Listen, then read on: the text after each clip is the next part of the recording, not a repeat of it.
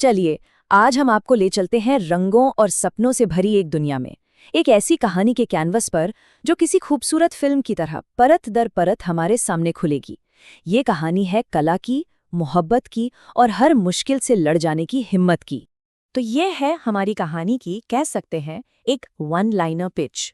एक तरफ है एक गुमनाम आर्टिस्ट जिसके सपनों में तो बहुत रंग है पर दुनिया में कोई पहचान नहीं।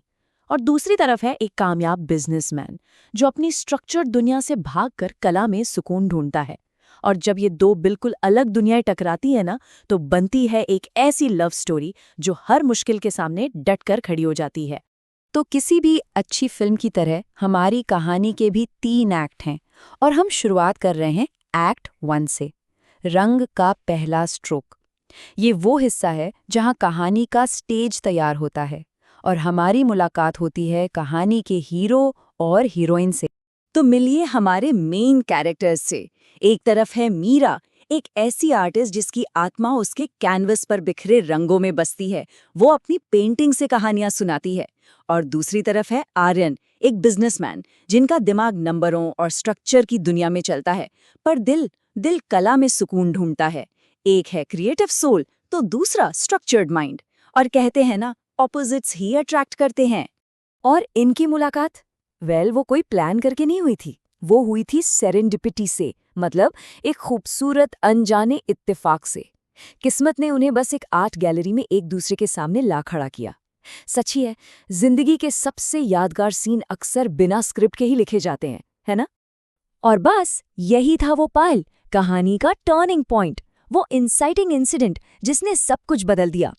आर्यन की नज़र मीरा की पेंटिंग पर पड़ती है और वो जैसे उसकी दुनिया में खिंचा चला जाता है। उसके ये शब्द सिर्फ एक तारीफ नहीं थे, ये उनकी कहानी के पहले सीन का पहला डायलॉग था।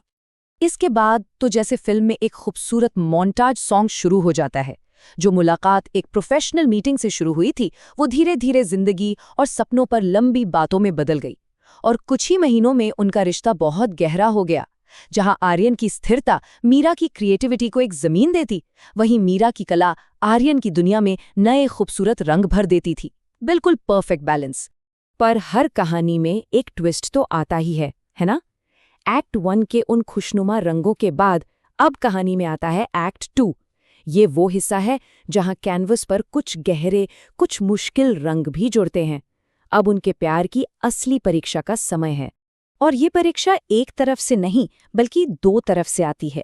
एक तरफ है एक अंदर का खतरा जो मीरा के अतीत से जुड़ा है, और दूसरी तरफ है बाहर का खतरा जो आर्यन के परिवार की उम्मीदों का एक पहाड़ है। तो पहला टकराव है अतीत का साया। मीरा की जिंदगी में उसका अतीत रजत के रूप में लौट आता है, और ये सिर्फ एक इंसान की वापसी नहीं थी, ये उन दर्दनाक यादों और जख्मों की वापसी थी जिन्हें वो बहुत पीछे छोड़ आई थी। मीरा के इन लफ्ज़ों में उसका सारा डर और तकलीफ साफ झलकती है। अपने सबसे कमज़ोर पल में वो आर्यन पर भरोसा करती है, और यहीं पर उनके रिश्ते की गहराई पहली बार सही मायनों में सामने आती है। वो सिर्फ एक दूसरे के साथ ही नहीं बल्कि एक दूसरे का सबसे बड़ा सहारा बन चुके हैं। लेकिन बात यहीं खत्म नहीं होती। एक तरफ अतीत का साया है तो दूसरी तरफ खड़ी है परंपरा की एक ऊंची दीवार, यानी आर्यन का परिवार, जो अपनी बनाई हुई दुनिया के नियमों में मीरा जैसी आज़ाद ख्याल कलाकार को फिट करने के लिए तैयार ही नहीं है।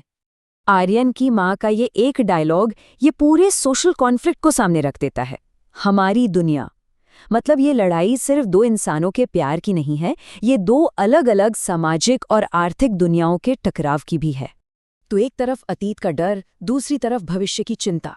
इन दोनों दबावों के बीच कहानी अपने ब्रेकिंग पॉइंट पे आ पहुंचती है। मीरा को लगने लगता है कि उसका प्यार आर्यन को उसकी दुनिया से, उसके अपनों से दूर कर रहा है, और दोनों को इस दर्द से बचाने के लिए वो एक बहुत मुश्किल फैसला लेती है। वो खुद ही पीछे हट जाती है। और अब हम पहुंचते हैं कहानी के तीसरे और आखिरी एक्ट पर, एक जीवंत समाधान। इन गहरे मुश्किल रंगों के बाद अब एक उम्मीद की किरण नजर आती है। ये क्लाइमैक्स का वक्त है जहां हमारे किरदारों को चुनना होगा, डर या हिम्मत, परंपरा या प्यार। ये जो जुदाई का दौर था, इसने दोनों को तोड़ा नहीं बल्कि और भी मजबूत बना दिया। मीरा ने अपने सारे दर्द और इमोशंस को कैनवस पर उतार दिया, और एक कामयाब कलाकार के तौर पर अपनी एक अलग पहचान बनाई। वहीं दूसरी तरफ आर्यन ने अपने परिवार के सामने चुपचाप हार मानने की बजाय अपने प्यार के लिए लड़ने का फैसला किया। और फिर आता है कहानी का वो क्लाइमैक्स जिसका हम सबको इंतजार था, आर्यन का फैसला। उसके ये शब्द सिर्फ एक कन्फेशन नहीं, ये एक ऐलान है। मैं तुम्हें चुनता हूँ मीरा, मैं हमें चुनता हूँ। ये वो पल है जब प्यार हर दीवार, हर परंपरा और हर डर को तोड़कर जीत जाता है। फिल्म का फाइनल सीन, लोकेशन है मीरा का स्टूडियो, वही जगह जहां से सब कुछ शुरू हुआ था। उनके आंसू वो सिर्फ खुशी के नहीं हैं, वो इस बात का सबूत है कि उनकी प्रेम कहानी का कैनवस अब पूरा हो चुका है और हर मुश्किल रंग से गुजरने के बाद वो और भी ज्यादा खूबसूरत लग रहा है। तो फिल्म तो यहाँ खत्म होती है, लेकिन पीछे रह जाती है एक खूबसूरत पेंटिंग। तो चलिए जरा करीब से देखते हैं इस पेंटिंग के रंगों को और समझते हैं कि ये कहानी हमें असल में सिखाती क्या है। इस कहानी का हर रंग हमें कुछ सिखाता है। ये हमें अपने सपनों के पीछे भागने का हौसला देती है। ये दिखाती है कि सच्चा प्यार समाज के बनाए दबावों से कहीं ज्यादा ताकतवर होता है। ये हमें बताती है कि कला में हीलिंग पावर होती है, जख्मों को भरने की ताकत, और सबसे जरूरी ये क्रिएटिविटी और स्टेबिलिटी के बीच का बैलेंस और खुद को खोजने के खूबसूरत सफर को दिखाती है। तो जो कहानी एक इत्तेफाक से लगे रंग के छींटे से शुरू हुई थी, वो आखिर में प्यार और हिम्मत से बनी एक मास्टरपीस में बदल गई। और ये कहानी हमें एक बहुत ही गहरे सवाल के साथ छोड़ जाती है। अगर हमारी अपनी जिंदगी भी एक कैनवस है, तो हम उस पर कौन से रंगों से अपनी मास्टरपीस तैयार कर रहे हैं?